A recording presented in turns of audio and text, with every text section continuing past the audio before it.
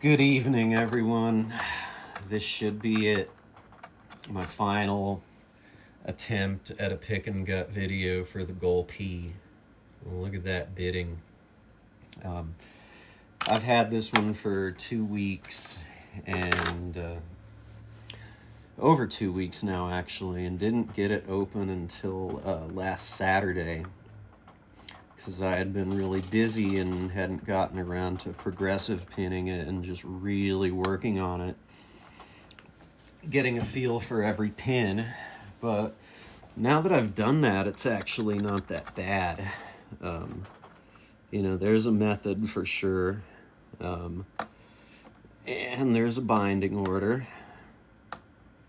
and you really gotta be on it with your jiggle testing and watching core rotation too. It's really just a great skill check. I highly recommend anyone seriously pursuing a brown belt definitely do this one. I did the West 916 and the Gold D9, and I thought those two were just too easy and that I needed to pick a harder lock before I'd actually submit for a brown belt. This one fits the bill. It is unforgiving but fun, and we've almost got it. Probably just hung up on like one low cut pin in the back, 5 or 6, probably 6. So yep, there we go. We're open. Wow, 2 minutes. Cool. Yeah, and I've spent like the night it came in. Oh. And I've worn out the key pins a little bit, just picking it so much.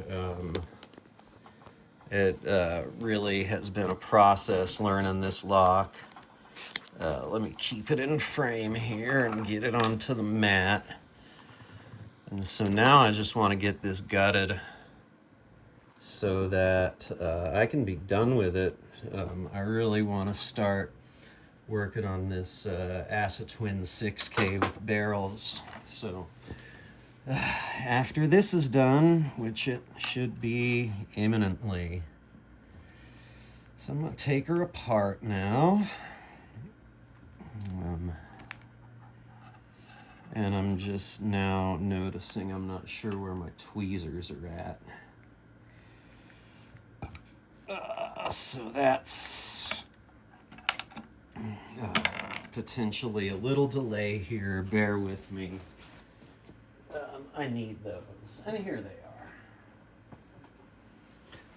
are. So,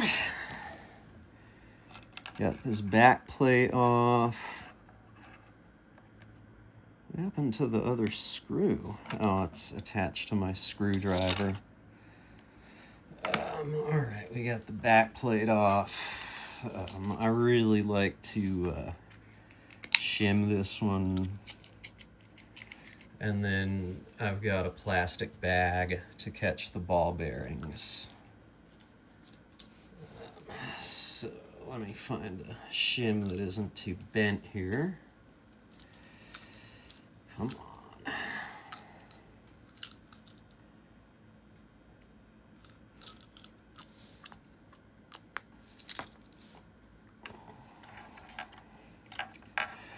I always get nervous with this part. The last video I shot on Saturday, it ended up being worthless because when I was putting it back together before, I had, I guess, dropped a spool without realizing it.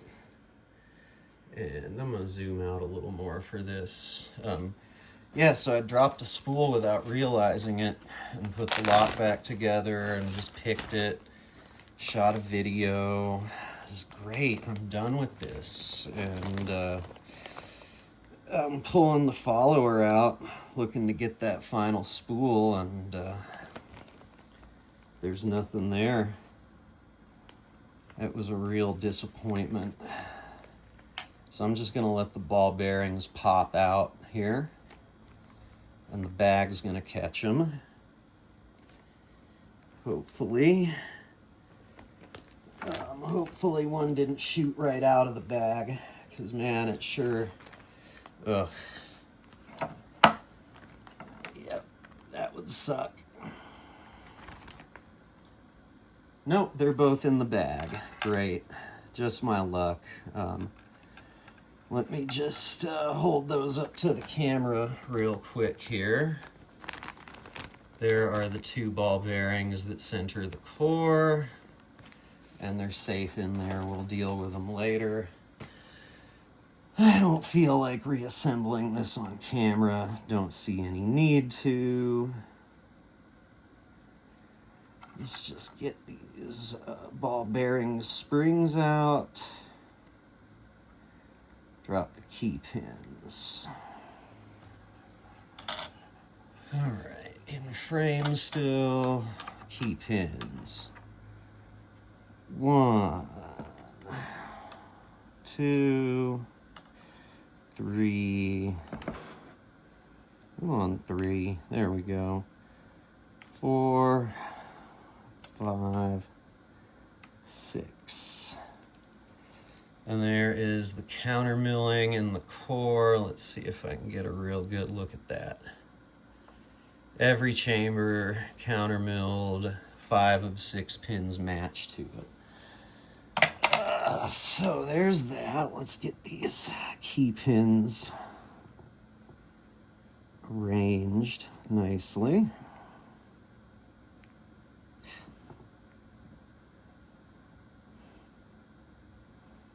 I always get serious jitters when it comes to gutting on camera. Not when I'm progressive pinning or just playing with stuff, but definitely when I'm actually gutting on camera. So this is it here, getting these driver pins out. Let's do it and wrap this up. 1 is a mushroom. And let's get the spring out. And there's the spring. 2 is a long but thin-lipped spool. And it took the spring with it. 3 is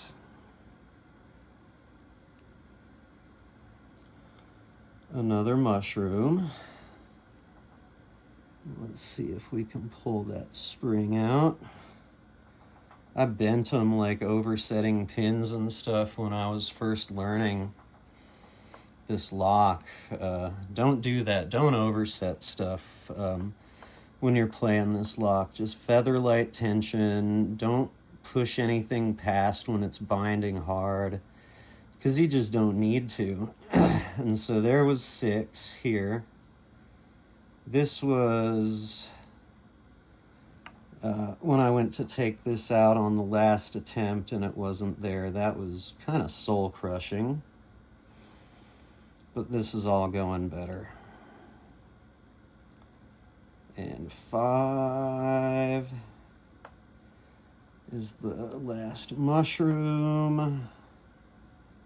See if that spring wants to come out. We'll get it later. 4 is a thick-lipped spool. Let me see if I can shake these 2 springs out. There's 1, there's 2. And let's get the close-up.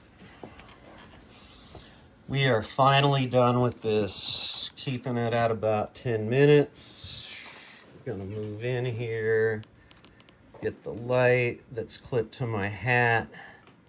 So as you can see, 5 thin lip spools matched to counter milling, 1 thick lip spool.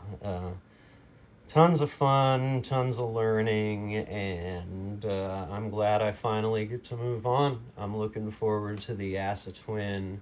I'm looking forward to getting the Goal Z, and yeah, this one really kind of tested my abilities and my perseverance, but here we are, all done, and that's a wrap. Y'all have a great night.